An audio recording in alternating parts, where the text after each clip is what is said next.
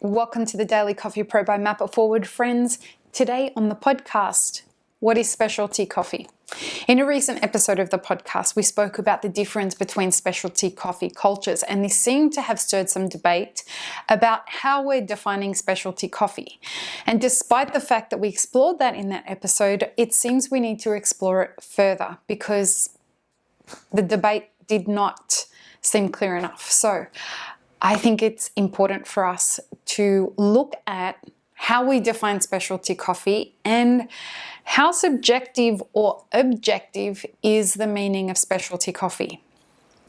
I am back in Sydney, Australia now, and as I walk around, I am seeing a very different kind of coffee community and coffee culture than what I experienced in California and what I experience when I'm going to different parts of America. I'm not saying it's better or it's worse, it's different.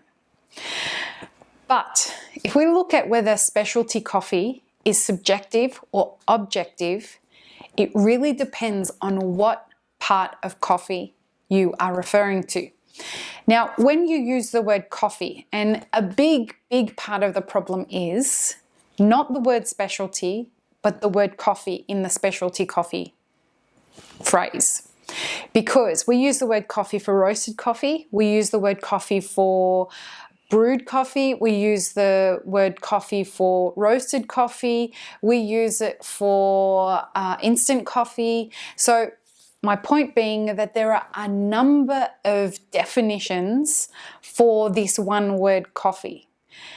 Then we add the word specialty to it, and we add more complexity to the situation.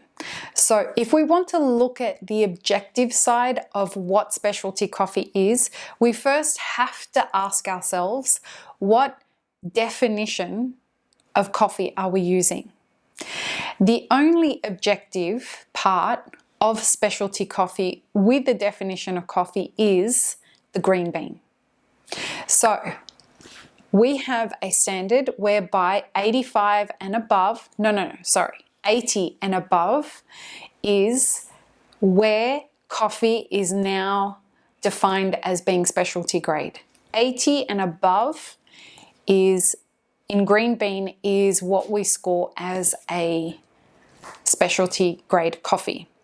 Now that's about as objective as it gets because everything outside of that definition of coffee becomes subjective.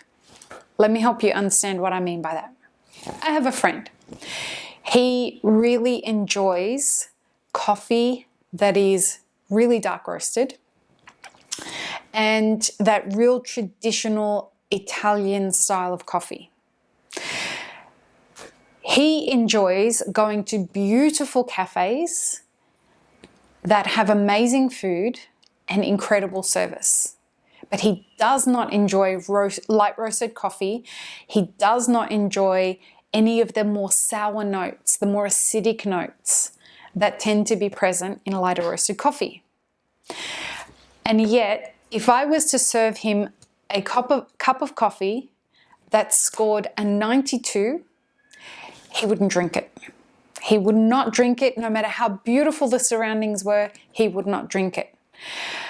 Having said that, who am I to tell him that the really dark roasted coffee that he's drinking in a beautiful cafe anywhere in the world where he's getting incredible service with delicious food that looks beautiful and great service, who am I to tell him that that's not a specialty coffee experience?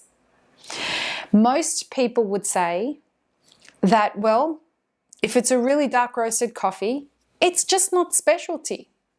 Why not? And who am I to tell him that his experience is not a specialty coffee experience? In that scenario, we didn't define the score of the coffee. We just said that it was a really dark roasted coffee. It may be the same 92 scoring coffee, roasted really dark, but it's still an old school Italian kind of roast, and he loves it. Now, my point in explaining this is We have to get better as an industry at two things: clarifying the context of what we mean when we say specialty coffee every time we use it. For example, when I say specialty coffee and I'm referring to a cafe, am I talking about the coffee that they're serving, or am I talking about the beautiful decor that they have? Or am I talking about the service? Number two, we have to get better at being open-minded so that we are open to the definitions and other people's experiences when they're defining what they mean by specialty coffee. For example, when my friend turns around and says, I went to an incredible specialty coffee cafe, I'm going to be open to hearing him describe his experience as specialty coffee without telling him that he's right or wrong about it. We have to get better at embracing what people and how people are contextualizing what they mean by specialty coffee and allowing them to own that definition because it's subjective rather than objective. Again, the only objective definition of specialty coffee is when we are referring to the score of a coffee. Other than that, there are so many other definitions of specialty coffee that we can all own but don't have to agree with.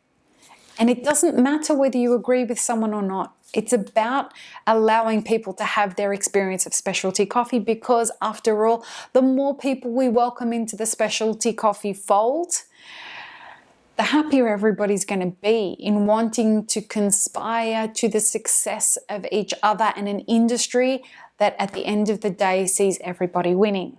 That's the goal, especially in a time 2020, 2021, and who knows if it's going to be in 2022. But we've got to do better at supporting each other, encouraging each other's perspectives, and being open to the subjectivity of what the term specialty coffee means. I hope this has been helpful, and I hope that it stimulates more conversation between you and your colleagues. What do you think specialty coffee is? Let us know.